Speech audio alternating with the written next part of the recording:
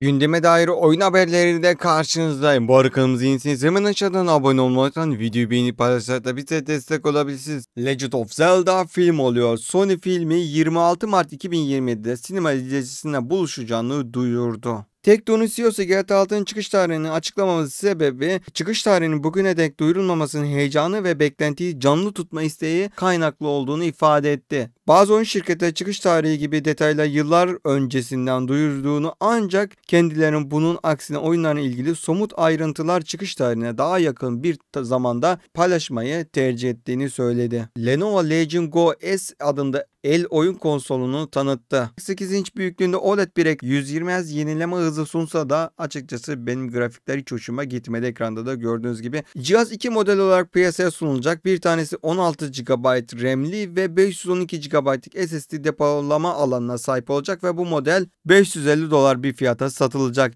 Diğer bir model ise 32 GB RAM ve 1 TB'lık SSD versiyonu ise $750'lık bir fiyat etiketine karşınıza çıkıyor. PlayStation 4 satışları sonlanıyor. Peki neden? 2013 yılında piyasaya sürdüğünde ve bugüne kadar 117 milyondan fazla satışta oyun dünyasının en başarılı konsollarından biri haline gelen PlayStation 4 yolunun sonu gözüktü. Şirket Japonya'da PS4 modellerinin satışını resmen durdurdu. Sony bu kararla eski nesil donanımlar kademeli olarak terk edilmesinin sürecinin bir parçası olarak değerlendiriyor. PlayStation 5'in giderek fazlalaşması ve ürünün maliyetleri artması bu kararın alınması en büyük etken oldu. Sony elinde kalan son stokları eritmesiyle birlikte önümüzdeki dönemlerde diğer ülkelerde de PlayStation 4 satışları tamamen sonuna ermesini bekliyor. Inzo oyunundan geçen videoda bahsedemedim ama Inzo oyunu PC'de sadece Steam üzerinden 24.99 dolara satılıyor ve 950 TL'lik bir fiyatıyla çıkışı gerçekleştiren oyun gerçek yaşam simülasyonu yani Sims'e rakip olarak çıktı ama oyunun Türkçe dil desteği olmadığı için ben alıp deneme gibi bir niyetim olmadı. Oyunun full sürümünde Türkçe dil desteği gelecek gibi söylentiler var. Inzo'yu bilmiyorum. Deneyenler varsa yorumlarda belirtebilir çünkü ben oyun oynamaya çekingenim yani Türkçe dil desteği olmadığı için de zaten Sims'i de hiç oynamayan birisi olarak Inzo'yu oynayıp oynama konusunda kararsızım. Bu arada Xbox Game Pass abonelerine müjde GTA 5 geri dönüyor 15 Nisan'da bu ay yani 15 Nisan 2025'te Game Pass abonelerine tekrardan sunulacak. Daha öncesinde sadece konsola özel sunulmuştu. Şimdi tamamen PC özelde gelecek. Hem konsol hem PC'ye tekrardan dönüş yapacak. Tekrardan dediğim konsola tekrardan dönüş yapmış olacak. GTA 5 tüm platformlarda toplamda 200 milyon adet sattığında duyurmuş. Bu arada Nisan ayında Game Pass eklenecek oyunlarda ekranlarda gördüğünüz gibi Sound of Midnight oyununu ben sürekli görüyordum ve denemek istiyordum ama geçenlerde YouTube'da daha oyun çıkmadan gameplay'ini büyük YouTuber'lara tabii belli bir YouTuber'lara kod dağıtıldığı için herkes erken oynayıp videosunu attığı için full game'i 9 saatte falan bittiğini gördükten sonra ve oynanış videolarından dolayı yani daha öncelikle oynanış videosundan dolayı ben oyunu oynama gibi bir hevesim kaçtı. Oyun Türkçe dil desteğine de geliyor tabii ki de denemek isterseniz bakabilirsiniz. Ekranda da gameplay'ini görüyorsunuz zaten şu anda da. Eski GTA geçişinden yeni oyun diyor. Tabii bayağı bir GTA oyununa benzese de tabii sinematik trailer yani bu oynanışı görmeden iyi mi kötü mü bilemeyiz açıkçası. Tavsiyem de bekleyip öyle almanızı tavsiye ederim. Oyun çıktıktan sonra pişman olmayın. Oyun 10 Haziran 2025'te PlayStation 5, Xbox X ve S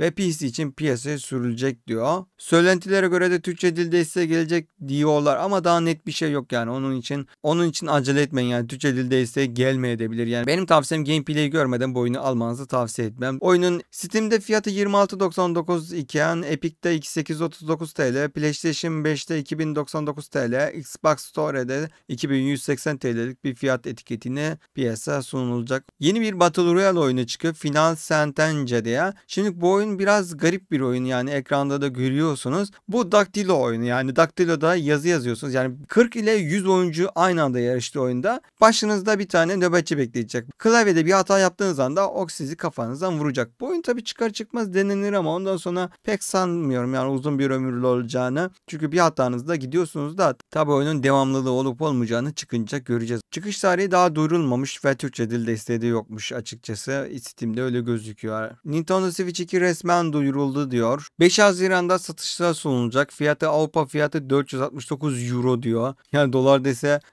videomuzdaki şeyden daha ucuz olacaktı ama Türkiye pazarına ne zaman giriş yapacağı belli değildi. Game Chat diye bir sistem varmış. Bu sistem sayesinde arkadaşlarınla online konuşabiliyor musun? Ama bunu kullanabilmek için Switch Online aboneliği gerekiyor. Yani adam sana bir şey satıyor, bir de sana abonelik sattırıyor. Yani böyle garip bir özellik var. Ekran tarafında yapılan değişiklik ise 7.9 inçlik bir 1080p IPS LCD panel yer alıyor diyor. OLED ekran beklentisinin karşılamasında diyor HDR'la bunu görüntü kalitesini iyileştirileceğini belirtiliyormuş. Depolama yönünde 256 GB dahili hafıza sunulacak deniyor. 4K çözünürlük HDR desteğiyle sunulacak, TV modunda daha yüksek görüntü kalitesi sağlanacak diyor. Zaten bu Nintendo el konsollarına karşılaştırmamak lazım. Çünkü biraz garip yani. Bilmiyorum, bu bir anda popüler oldu. Tercih edilmemesi size kalmış. Bu arada Nintendo Switch için de 1 TB micro SSD satışa sunuldu diyor. Elden Ring yapımcısından yeni bir oyun geliyor dese de ama maalesef ki oyun Nintendo ile bir anlaşmalı. Nintendo özel çıkacak. Nintendo deyince aklıma şey geldi. Shadow Fight 2'nin Nintendo özel bir sürümü çıkmıştı. Bu sürümde keşke PC'ye de gelse, güzel oldu. Arkadaşlarına vs atma imkanı sunuyordu. Tabii online değildi, offline. Yanında arkadaş olması lazımdı. Yani böyle bir online Shadow Fight 2'nin bir online sürümü gelse var ya, kasıp kavurur yani. Split Fiction dünya rekoru kırdı. Steam'de en çok oynanan yerel çok oyunculu video oyunu, ilk 48 saatte en çok satan yerel çok oyunculu video oyunu, çıkış haftasında en çok satan yerel çok oyunculu video oyunu gibi 3 tane dünya rekoru kırdı. Death Stranding diye bir kargoculuk yaptığımız bir oyun vardı. Dünya çapında 20 milyon oyuncuya ulaşmış oyun bu arada. Oyunu ben de yakın zamanda ikinci oyunu çıkmadan bir denemek istiyorum. Herkes bir kere de olsa deneyin diyorlar. Bu arada Death Stranding On The Beach 26 Haziran'da yalnızca PlayStation 5 için çıkışını gerçekleşecek. Orada 3100 liralık bir fiyatı var. Türkçe dil olursa almayı düşünüyorum. Pahalı ama bilmiyorum. Ya tabii ilk oyunu seversem yani. Bir de PlayStation 5'te şöyle bir şey var. Orada 3100 lira paketi alırsan oyun çıkmadan önce 48 saat öncesinde oyun oynama imkanı sunuyor. Tabii yani şöyle bir şey benim canımı sıkacak yine. Assassin's Creed Shadow'da yaşadım. Oyun çıktığı gün oyun oynamak için heyecanla bekliyordum. Yayıncılara yani birçok kişiye erkenden kod dağıtılmış ve koddan dolayı ben para verip erkenden oynayamıyorum. İnsanlar, para vermeyen insanlar erkenden oynuyor. Yani ondan dolayı pis canım sıkıldı. Biraz geç oynadım. Türkçe yamayı bekledim yani. Kolay kolay oyun satın almam. O da YouTube'a içerik çıkaracağım diye oyun satın alıyorum. Onda da canımı sıkıyor açıkçası. Death Stranding 2'de de öyle bir şey olursa açıkçası son güne kadar bekleyeceğim olmadı. Yani takip edeceğim. Yine öyle bir şey olsa zaten almam oyunu. Ama işte PlayStation özel olduğu için de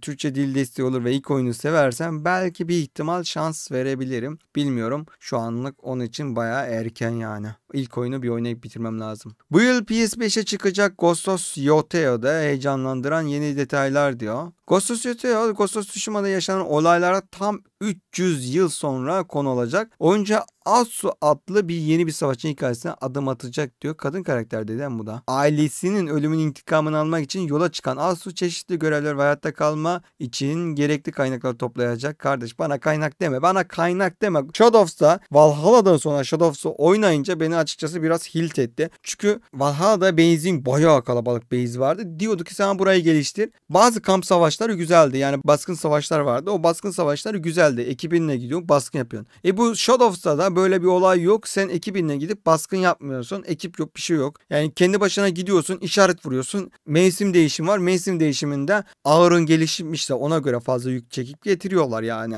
Gözcüler de onlar getiriyor. Ve bu her mevsim atladığından sen gidip oraya işaret vurmaya gidince bir sefer tekrara biniyor. Valhalla da bu tekrar bilmesin diye baskın bölgeler hiç sürekli değişiyordu. Sen yıktığın yere tekrar bir daha baskına gitmiyordun. Sürekli yeni baskın görevleri çıkıyordu haritada ilerledikçe. Bunda da öyle bir şey olsa daha güzel oldu. Niye sen oraya tekrar beni götürüyorsun ki Shadow? Yani bundan dolayı tekrara bindiği için adamı hilt ediyor yani. Shadow açıkçası sinematik sahneleri berbat zaten. Valhalla'nınki daha güzeldi. Dövüş olarak biraz iki karakter kullanması güzel. Sıkıldıkça değiştirebilirsin. Syndicate'de de bunu çok sevmiştim ama orada hikayeye göre değişiyordu. Burada istediğin gibi değiştirebileceksin dedi ama daha ben daha oyunun başındayım yani daha fazla ilerlemedim. Son olarak da Xbox Asus'la işbirliği yaparak bir el konsolu üretmeye karar vermiş. Xbox deyince aklıma şu haber de geldi. Haber doğru mu değil mi bilmiyorum ama Xbox konsollarına da Steam ekleniyordu ama tam emin değilim. Steam eklenirse var ya Xbox bildiğin bir bilgisayar konsolu olacak yani bildiğin küçük bir bilgisayar gibi bir şey olacak o zaman. Öyle bir şey yapılırsa bir de Windows falan yükleseler var ya al sana. Gerçi Windows var mıdır bilmiyorum, Xbox kullanmadım da yani Xbox konsol olmaktan çıkar oyun konsolu. Gerçi oyun konsolu deyince bilgisayarlar da bir oyun konsolu. Sadece taşınamıyor. Bir sürü ekipman da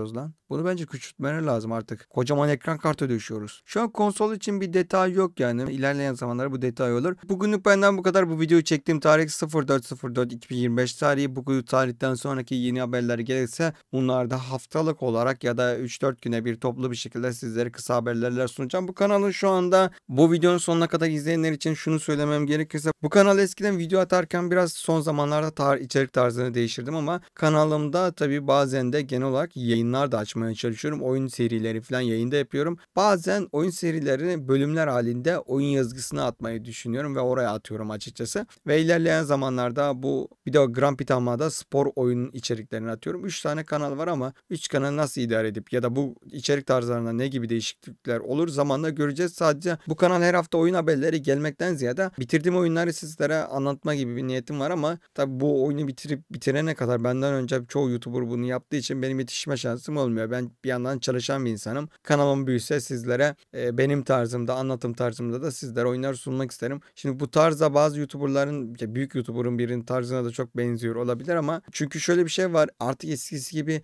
gameplay izlemiyor insanlar. Yayın açıyorum, yayına bilene ona göre gelen oluyor insanlar ama yani ben de vaktim az olduğu için öyle video editlemekten de nefret ediyorum. Full game içerikleri de yapıyordum ama bir ara bu kanalda. Son bir Spider-Man vardı. Onu da editledim. Çok güzel bir şekilde editledim hatta. Onu da oyun yazgısına attım. Çünkü biliyorum burada 100 izlenmede kalacak. Türkçe dublaj olsa oyunlar belki benim kanala atsam izlenebiliyor. Türkçe dublaj çünkü Last of Us videolarım full game izlendi. Ama bölüm halinde attığım zaman izlenmemişti. Gariplik var yani. Bu arada Last of Us Part 2'de PC'ye çıkışını gerçekleştirdi. Onu söylemeyi unuttum ama Part 1'de tekrardan ben başlamayı düşünüyorum. Yayında en zor ayarda bir deneyeceğim bakalım. Belki cumartesi günü akşam yayında oynayabiliriz. Bu videoyu da cumartesi günü akşamda yayınlarken o akşamı da yayında Last of Us Part 1'de tekrardan başlıyor olacağım. Part 2'yi PlayStation'da bitirmiştim ama PC'de tekrardan bir başlamayı düşünüyorum. Kendinize iyi bir sağlıcakla kalın. Bir sonraki videoda görüşmek dileğiyle. Hoşça kalın.